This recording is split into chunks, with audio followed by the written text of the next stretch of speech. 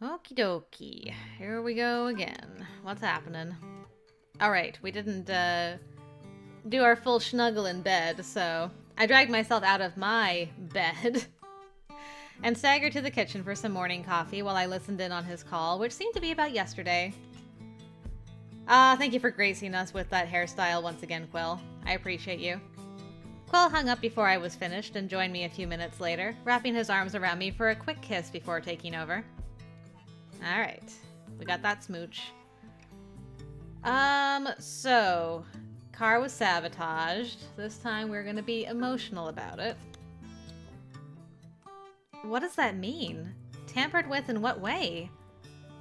They aren't sure the extent of it yet, but it appears some of the safety protocols were disabled. And the navigation system may have been damaged. With intent. You're suggesting someone deliberately sent a damaged vehicle to drive into a crowd of people?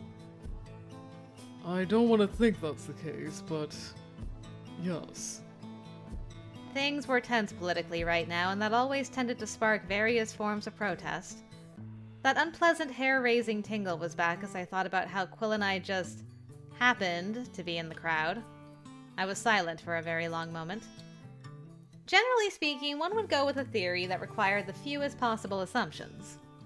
Until Quill mentioned tampering, that theory was that it was a freak accident. But now the simplest theory was... what? A prank? A protest? An assassination attempt required many more assumptions than the others. That we were being followed, for one. But the current political strife raised the question if anyone would go that far. Unless it wasn't just tied to that. I took a deep breath and let it out slowly. No, we couldn't jump to conclusions. There was no actual evidence beside a claim of maybe some tampering. That said, we shouldn't ignore possibilities either. My gut was telling me to take this seriously. If the car was tampered with, that was bad. If it wasn't a coincidence that Quill and I were in its path, that was especially problematic. And I couldn't attribute the fact that it didn't hit us to my actual skill. That had been sheer luck. Are you okay? I'm not okay. Just a little worried. I didn't want to have a gut feeling about any of this, but I was pretty sure I did. And it wasn't a good one. Alright, so we went through that whole analyzing of the situation. And when we went to bed, he asked me if I'd consider not sleeping on the sofa this time. He was almost bashful when asking, and with him standing there looking so uncertain, how could I refuse? Good on you, girl. Not that I wanted to refuse, anyway. Yay! Oh, good. I'm so glad that they're just being unconscious next to each other. That's very sweet. And later I lay curled against him for a long while after that, ruminating on how we'd reached this point. So much of what had happened I could never have expected. Political games and everything else surrounding it. Quill I hadn't anticipated either. But he at least was something I could be grateful for. I knew that tomorrow would arrive and bring with it all the problems we'd been avoiding dealing with. Is this... okay, now we're back. That's very cute. I love that they're snuggling. And dark marks on the ground from the tires when it hit my shield and bounced away. Right. We had different accident stuff going on. Ah, this is when we got... I was gonna say invaded, but you know what I mean. Someone broke in. There was a split second of indecision. I motioned for Quill to wait by the door as I went further in. Interesting. As was usual, though I had a sense of danger, I couldn't say what it was. Hopefully not something innocuous like a spider, though I suppose that would be preferable in some ways. But I wouldn't be able to live like this if my psi senses went berserk at every little thing. Behind me, I heard Quill move away from me and toward the windows on the other side of the sofa. I shot a glare his way. Hey! Listen to me when I tell you to stay! Oh no. Well, that's unfortunate. There was a flash of white in my mind only a split second before the blur of dark clothes launched itself at Quill from behind the half wall of his workspace. So he gets hurt in this version. The intruder struck Quill square in the torso, which didn't level him the way it would have me, but the initial hit was followed by a savage kick that sent Quill sprawling. His head slammed into the support column of the loft, and he slumped there dazed. It all happened so fast I didn't even have the chance to react. By the time I caught up to what was happening, the intruder was reaching for what I thought must be a weapon. What else would they be reaching for? My feet moved before I had time to think as I darted between them and raised a shield to absorb the sonic impact. This attempt was almost successful. Ooh. The shield shuddered at the first impact, then again when the intruder, who I realized was a rook from the colored light wafting around them, slammed their heel into it. I had shielded against worse, but there was a difference between that and trying to actively maintain a shield during an attack. But I had to try. Under the onslaught, I noted they were weaving psi into their arms and legs, which must be to enhance strength. I followed suit because even if I had no idea how to fight someone, I could at least make sure I was physically able to defend myself as well as possible. Unsure how long I could maintain the shield anyway, I waited until the attacker drew back a little before I launched myself at them in the same instant I lowered it. I wanted to at least get that stupid weapon away from them. They staggered back, unprepared for me to attack with that ferocity. My attempts to punch them were uncoordinated and easy to block, but when I stumbled backwards seconds later, I followed up with a psi burst as Vale had showed me. Not a strong one. I didn't want to destroy the flat in an attempt to deal with this person, and I didn't want to kill them. It struck their shoulder, and though I wasn't sure how much damage it did, they stumbled away from me, dropping their weapon in the process. For a moment, they stood unmoving, and behind that stupid mask they wore, I wondered what they were thinking. One hand gripped the shoulder where they'd been hit, and their size seemed to almost flicker. I prepared myself for another assault, but the person turned tail and sped toward the terrace door. Escaping? Ooh, we don't check on Quill first. My poor boy, I'm so sorry, Quill. I couldn't let them do that! Still enhancing myself, I propelled myself after the person, the only thought to stop them. We had to know their motive and who sent them! It wasn't until much later I realized how easily I assumed they were sent, rather than a random burglar. No, not yet. Though I burst onto the terrace mere seconds after them, they were already scaling the far wall with ease. I bolted after them, reaching it only after they had leapt over the edge like it was nothing. Not quite willing to attempt the same, I expanded my sphere to track where they went because there wasn't much option beyond down, and it was a long way down. But no, when I caught sight of them, they were landing with a heavy thump on the lower rooftop of a nearby building. I had no idea how they'd made that jump so easily. Ugh, rooks. I put my foot on one of the planter ledges the person had scaled and pulled myself up as well. It was easier when I was enhancing my strength the way they did, but there was no way I was jumping to another building. I wanted to get a look at them and maybe I could hit them with another psi burst from here? It couldn't hurt to try anyway.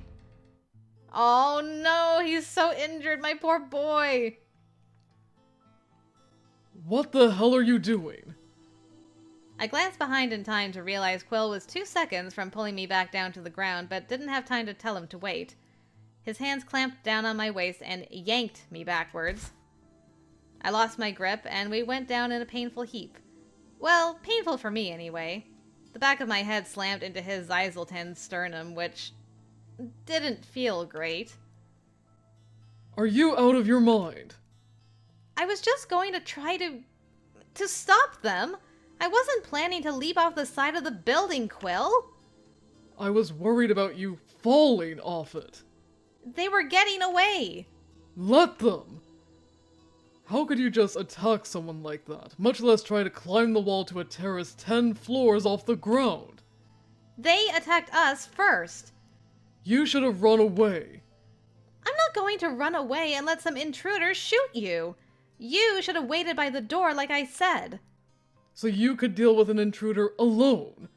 Why are you so reckless all of a sudden? I'm not being reckless. I took a deep breath and pushed myself away from him and off his lap. We were yelling because we were both freaked out, but there was no reason for us to fight. Neither of us was to blame for any of that, nor for feeling emotional. Instead of finishing that sentence, I pulled Quill into a tight hug, squeezing my eyes shut as relief flooded me. He was okay. We were both okay. I'm glad. I'm really glad she just stopped the fight and was like, I'm just glad you're alive. Quill tensed, then hugged me back, letting out a shaky breath. God. I'm so glad you're okay. Same. I was so scared. We sat like that for several minutes before he finally shifted and stood, holding a hand out to pull me to my feet. There was blue fluid dripping down the side of his face where he'd hit that stupid pillar. That jerk. I was already tired of seeing him bleed because of other people. I guess we can't really think of this as a coincidence, can we? No, I don't think we can. At least we had that weapon that person left behind as evidence.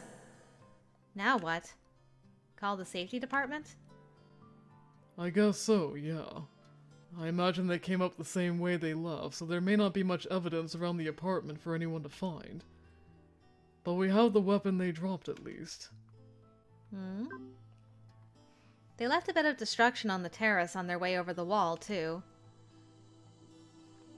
But we didn't get the chance to call. Okay, we skipped ahead quite a bit. Are you what?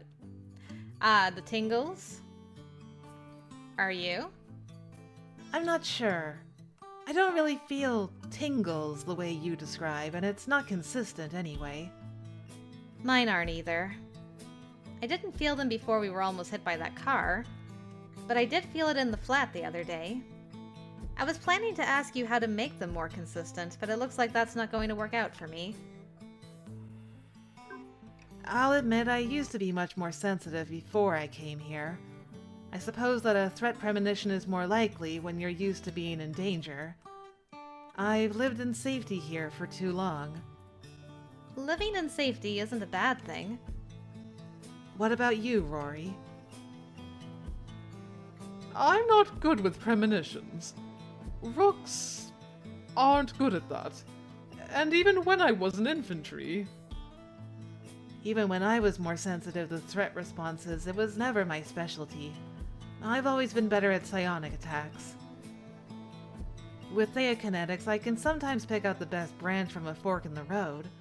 Like if there are multiple choices ahead, I can see the clearest path. Not just the clearest one, but the one that is the best fit for me personally. Ah, that makes some of our past conversations make more sense. Before all this happened, I was mostly good at making the lights flicker when I was stressed out about exams. I never even wanted more than that, but now... I would give anything for the future to not be so hazy. Alright, there we go. Had a bit of a different convo. Oh, our girl's like into... Like last time she's like, now? Okay, I guess we're fighting. Now she's like, let's do this! Love it. We were doing this. I tried to ignore the abject terror as I lifted a desk and flung it at 2 SD officers that had drawn their weapons. I wasn't sure what Vale did to a third, but his eyes went wide and he dropped like a sack of rocks. Sager, I noticed, vanished to the back of the building, and now we had the rest of these police officers to beat up. Sorry, Mum. I think I just became a criminal. Well, wouldn't be the first time. But I suppose it wasn't the first time I was resisting detainment. In the confusion of us ducking for cover while also fighting the police, Quill and Locke had found their way to us. Alright, there we go. And we're running. What are we doing this time? More or less isn't that convincing. More or less isn't that convincing. I've lived here for 20 years, Morgan. I know my way around. My only concern is us trying to get there on foot. Depending what the hell that explosion from before was, they may be too busy to worry about us, though. That explosion. It had come from the direction of the Stratum office building, which was about 2 blocks from Quill's office. The officers mentioned colluding with the Stratum board, so it might have been from there. But we'd have to worry about that later. Regardless, I imagine they'll put out a city-wide manhunt. I'd say our advantage is the understaffed safety department, but given the show of force today, looks like Sager has been preparing for this. They may not be as understaffed as we thought they were. I had so many questions about how Sager could do all this in secret, but it surely had to do with lack of oversight. So much here was casually run on trust alone. That had worked to his advantage. So what do we do? Well, stick to alleys and back streets. Cut through buildings if we can.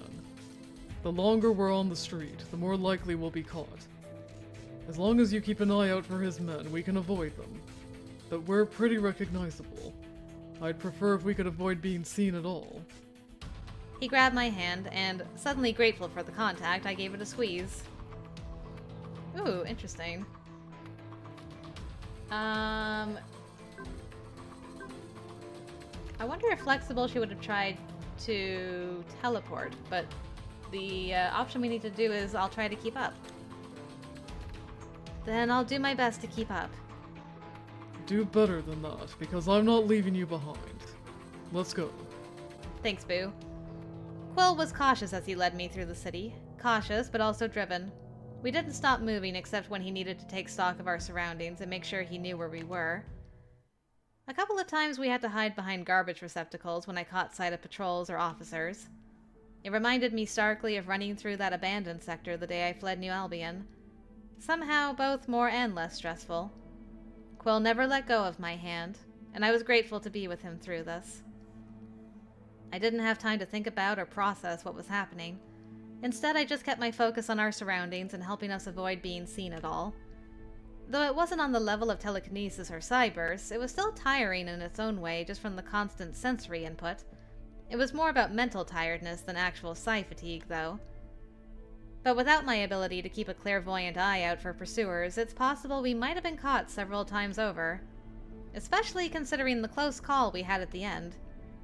We had ducked into a side alley from a narrow back street when I saw a patrol car passing the main street. Just before we vanished around the corner, I saw it switch into reverse. Quill! One of those solid black patrol cars! They're backing up and heading this way. I think they saw us. Damn! He pulled me closer, glancing around the alley, but there was nowhere to go. The alley was empty and too deep for us to make it to the end before they would be in line of sight. I glanced up and, in a panic, I muttered a quick apology. Brace yourself. Yeah, it was kinda needed. Homing in on a spot on the roof of a nearby building, I teleported us both. We staggered out onto the roof, and I pulled Quill to the ground, though there was no way we'd have been seen from below anyway. Disoriented, he put a hand to his head, but said nothing. I kept my focus on the patrol car, which, now half a block away in that same alley where we'd been seconds before. I didn't know if they would have seen the flash from that teleport, but at the very least they should have no way of knowing where we'd gone. And moments later, they were moving on again. You okay? Yeah. Wish I had more warning about that, but I understand. What happened? They stopped in front of where we just were, then moved on. I heard that this technique leaves a distortion trail, but I don't know what that is, if it's visible to the naked eye, or if they'd be able to tell what they were looking at. They aren't heading this way, though. Looks like the fears of a manhunt for us were accurate, unfortunately. I hope Vale and the others are all right. Let's worry about ourselves for now. What do we do next? Well, can you teleport us from here? That won't be a problem. Probably should have done it from the start, but I've been worried about psi fatigue kicking in. I don't think we can afford for me to be out of commission. Then we'll have to be sensitive about not pushing you. What's your range? I've only done line of sight or close by, at least when I have someone with me. Can you get us to that rooftop? He pointed to one in the distance, that I thought was well within my range. I held out my hand and nodded. We may want to hop rooftops for a bit if they're searching for us down there. For as long as you can manage. We'll stop at the first sign of even the slightest headache. I got it. Let's go. And after that we traveled faster, though Quill kept inquiring about how I was doing. But I was fine. Even after multiple short jumps, there was no sign of fatigue. Okay. And we finally made it to Quill's self-described safe house. Vale and the others weren't there yet, something that had me worried despite that we surely had a travel advantage. At least Eris and Neil were there. Okay. And I was glad Locke had the foresight to send them in advance. I just hope the others reached us safely. Now we're caught up. Okay. That was an interesting alternative way of running away from the police. We were on foot most of the way, but started seeing patrol cars more frequently. And it seemed like maybe there was one that was following us. I ended up teleporting us out of sight because we had nowhere else to go. We teleported a few more times to get here, and it was fine. I just wish I could have done it from the start with everyone. Don't worry. We couldn't risk you trying it over a large distance with so many people. We didn't practice that. I'm just glad we all made it safely. Okay, so we're good. Alright, we skipped a bunch again. Analytical, I'm guessing? No, we're doing the emotional one again. Okay. Good. I like that option. And... alright. So we're doing the flexible one again. I think this is where one of the bad endings happens, is here? Yes, this is. But I'm gonna replay through everything. Get my white-haired Morgan back for the bad ends. Okay, so that all went down the same. But you have a choice to make, because I only see a few potential options here. The first is that you turn yourself in and hope for the best. If you do that, I'll do it with you. We can all suffer the consequences together. Morgan. Option 2 is that we all retreat together. If it takes 2 or 3 trips, we'll do it. We probably have time. If that option isn't good enough for you, I think I can only think of one other thing. Alright. Then is there a fatal flaw in this plan? You're talking about putting yourself in danger. How do you expect to enact this plan of yours? I imagine the 2 of us, 3 of us? the 3 of us will go together and destroy several generators. That's... Is there a fatal flaw in the plan, Quill? Because as far as I can see, this is the only actual plan we even have right now. If we do get Endgame's attention, I'm not sure they'll get here in time. Okay, we're back again. Okay. So he was like, much more like, I don't know about this. And Rory's still like, I'm going. Okay, and then this one, we're not doing the emotional. We're gonna do the cautious. I think this one was locked last time. I'm guessing that's probably bad ending number 2, because this is where another save is supposed to be made. So, a bad ending where we work with Sager just might be happening, but not today. I think you might be overestimating yourself a little. You'd be surprised at what I can offer you. I doubt I'd be surprised by anything you offer. Just surprised if you actually follow through on promises. He laughed at that. Why wouldn't I? A partnership between us could be beneficial for the both of us in only the best of ways, Miss Leone. Morgan. You know, I haven't felt like this level of ick since Adrian. I'm talking about Adrian from Changeling. Like, I just got like this and I swear if we get like an Adrian-esque ending for bad ending number 2, I'm just gonna be like, yeah, huh? But for now, the way he said my name set my teeth on edge, and I had to fight to keep my face neutral, especially when he's looking at you like that, like, ugh. I have a feeling a partnership with you would come at too high a cost. There's no cost at all, Morgan. You just have to take my hand. No cost? What about my soul? Oh, come on. I'm aware you're a sparkle-eyed student newly arrived from Cisalis, but you can't be that naive. You came here seeking safety, and you're not exactly found that by partnering yourself with Quill Lawrence, have you? You're what? A bishop? A queen? You shouldn't be struggling to fight for your side, but you can't complete what should have been a simple plan.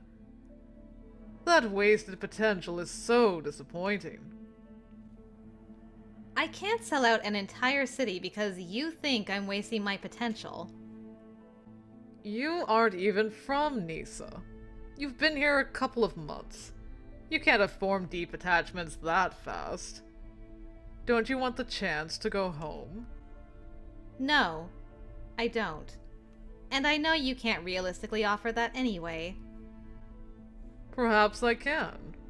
But, well, we'll have plenty of time to discuss it. I'm sure you'll come around. Especially after Quill Lawrence is deactivated. Deactivated? What? Get the inhibitor on her and get her into my car. Take care of the other two. Out of the corner of my eye, I saw one officer raise their weapon and pointed at Vale. Time slowed. Or just my perception of it did. In that moment, I knew I was at a crossroads. One of those Vale had talked about. Every shackle I'd used to bind myself to some semblance of a normal life fell away. I'd clung to them so hard for weeks, for months, desperately trying to claw my way back to some dream that had already evaporated. And staring the reality that we were about to lose this fight in the face, I shrugged them off. He was right. I was a queen. I wasn't sure I knew what that meant, but I wouldn't let it mean that I lost this fight here.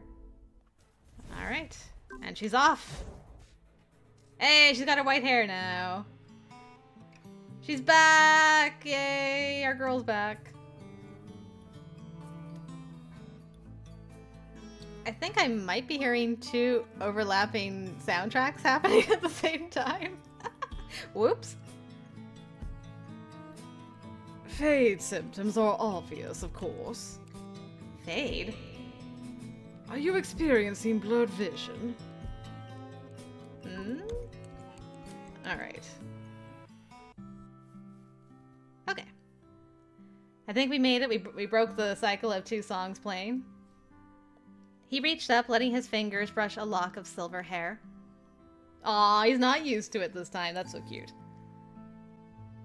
I'm still not quite used to this. Me either. But it looks like it's here to stay. You really... His jaw tightened and the familiar worry washed over his features again. I'm fine. Recovering very well. I promise. I just sometimes think about what an act of desperation that was, and... it's frustrating. I know. Are we... Okay, we're back again.